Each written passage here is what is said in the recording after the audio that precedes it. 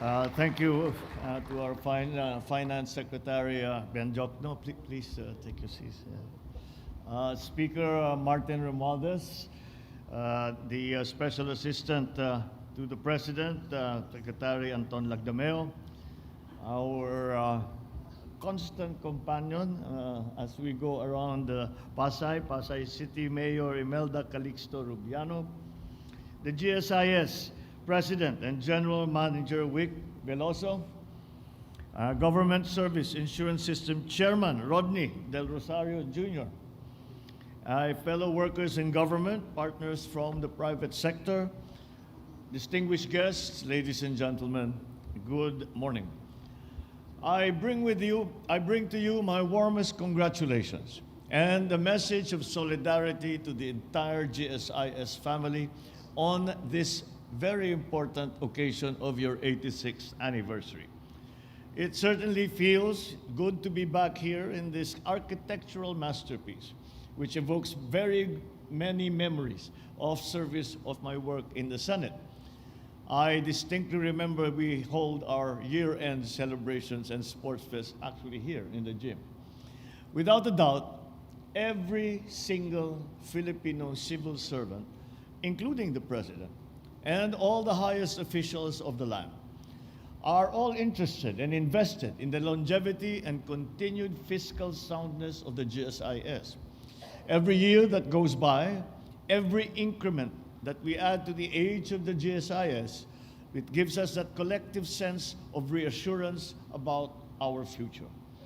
This is true both from the perspective of the government as an institution and in our individual capacities as public servants.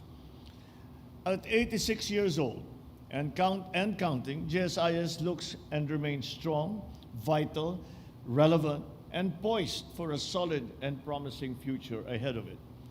This is thanks, of course, to the 2.5 million government employees that help maintain its viable financial position.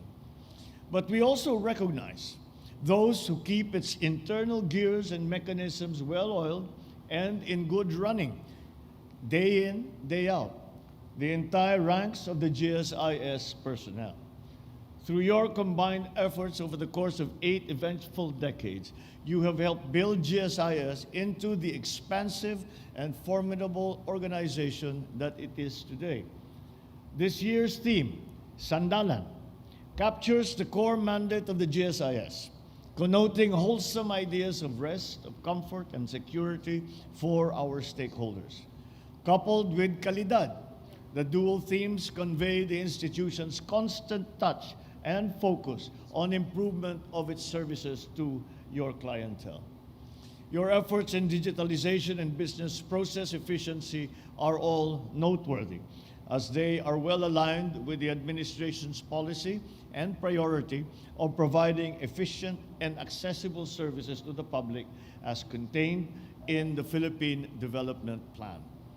Indeed, the mandate of GSIS requires continuous processing of voluminous and cumulative data, such as members' information, government assets, actuarial science, contributions, loans, collections and payouts, investments, and market analyses.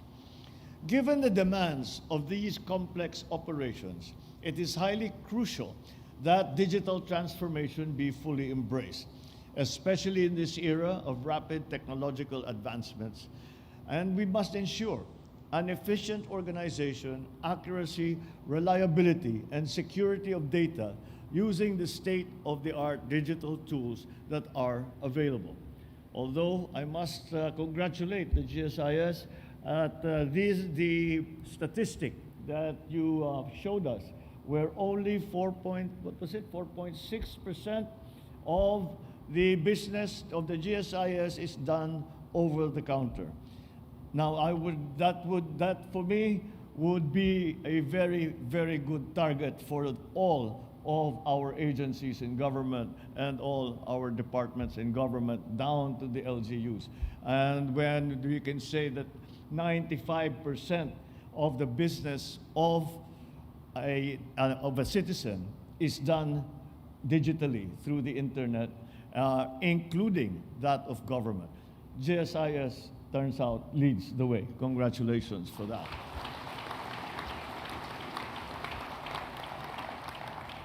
The primary clientele itself, the Filipino civil servant, stands to great benefit from this digitalization effort. Will not only improve the delivery of services, but will boost the satisfaction, morale, and productivity of government workers. The enhanced GSIS Touch mobile application, which is being launched today, is a very good example. It allows members to apply for loans, view records, track payments, and check account status, amongst other things. But you have pushed it even further in your public service. Increasingly cognizant of your corporate citizenship, you have ventured into high-impact corporate social responsibility initiatives that leave a significant mark in our communities and make very major changes in our people's lives.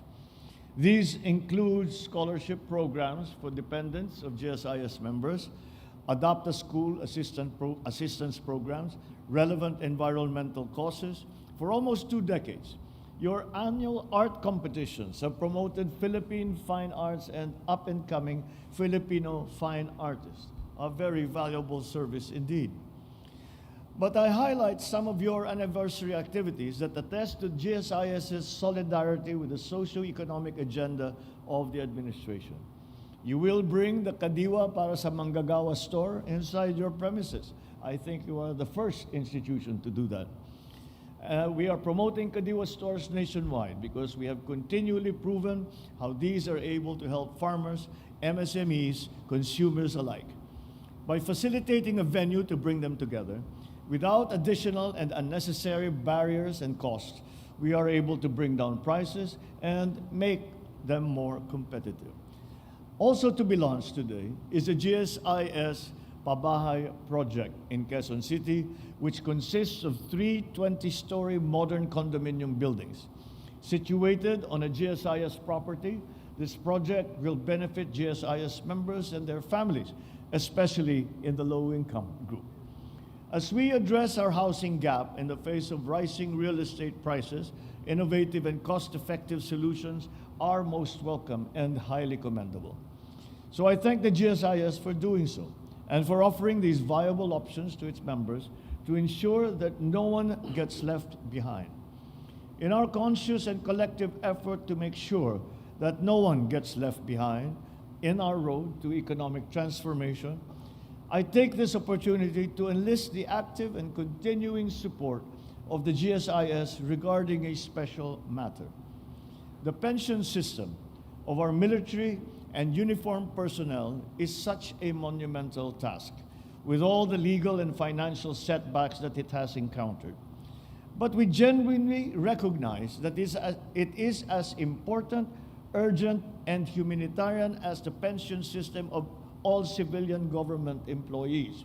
Hence, it is imperative that we establish the most appropriate and strategic mechanism to get it functioning, or at the very least to start to lay the foundations for the system that will function in the long run.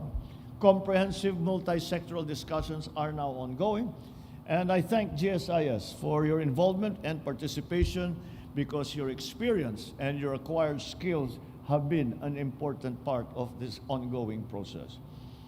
With almost a century's worth of operational knowledge, GSIS has proven to be indispensable.